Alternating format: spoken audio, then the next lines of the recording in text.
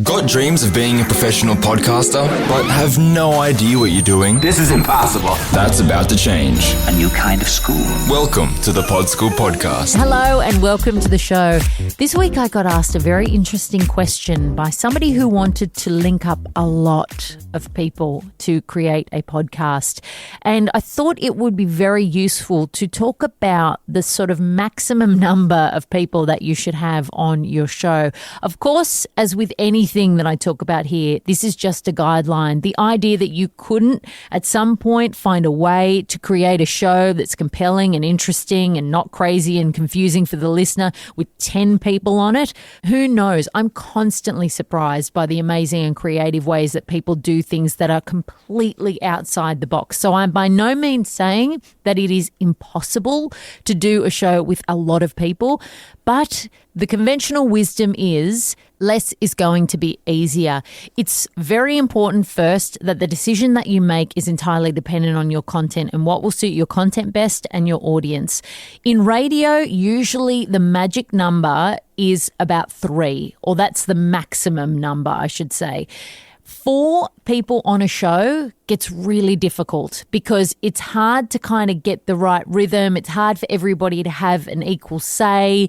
It's sort of hard for one person to sort of steer the ship and then have 3 people jumping in. When you've got 3 people, one person can kind of be the anchor and then the other 2 people can jump in from time to time. It sort of works a lot better. 2 is great, of course. 1 works perfectly if that suits your content. But 4 for us in radio would always be getting to that point where you'd be thinking, geez, this is almost getting impossible.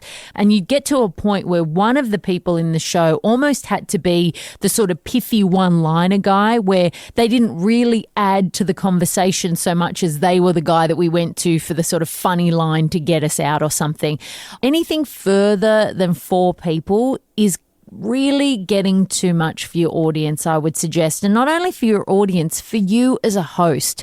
It's very hard to wrangle more than 3 other people and to make sure that the conversation is clear, is concise, that everybody gets a turn and everybody gets a say, that there's no over talk, especially if you are doing a show with people in different locations. If you've got even 3 people and all 3 people are in different locations, it can be quite difficult to make sure that the conversation runs seamlessly. So when you're looking at numbers above that, it can make things a real dog's breakfast. Not only because it can be hard to wrangle the people on your show, but also because overtalk can be a real problem. Overtalk is basically that thing that you hear sometimes on shows where people are talking all at the same time because they're not using hand signals and they're trying to get a word in edgeways. And the more people you have in a studio or the more people you have behind a microphone on a show, the more chance of overtalk. And that is so frustrating for a listener to listen to. You need to have as little of that in your show as possible. The ball needs to be passed around from person to person pretty seamlessly without everybody jumping on top of each other verbally.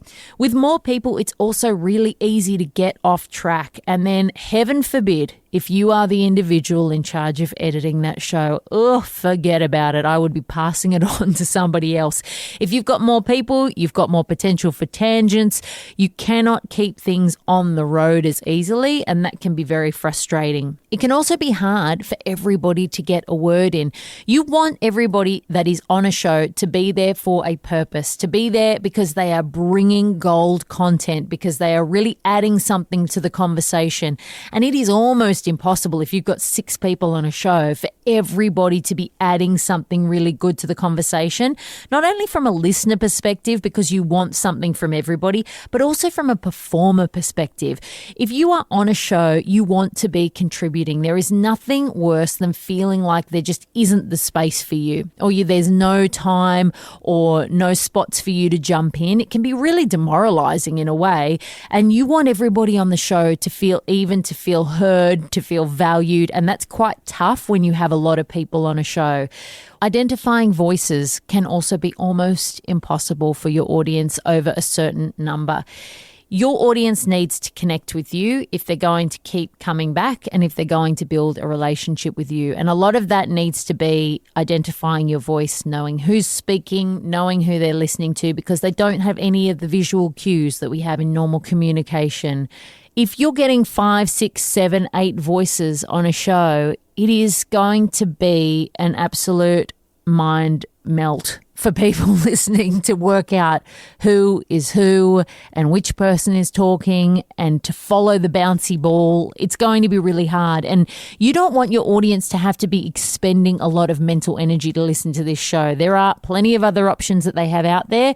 People are busy. They're very focused on other things. They want to come to your show for a bit of escapism, for entertainment, to really tune in and learn something or get something unique from the show. And if they just spend the entire time going, who is talking?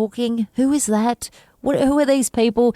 It's going to be really confusing. It's going to be really hard for them to connect with the show. Plus, as human beings, we can only process so much information at once. And if I've got 10 voices going on in my head or 5 voices going on in my head, it's going to be really hard if I don't have the visual cue to work out who's who and what's going on. So if you're watching a TV show and there's a panel of 5 people, then that might be a lot easier to follow along with. But also you're more likely to have one person who's hosting and interviewing those 4 people rather than 5 people all trying to talk at once.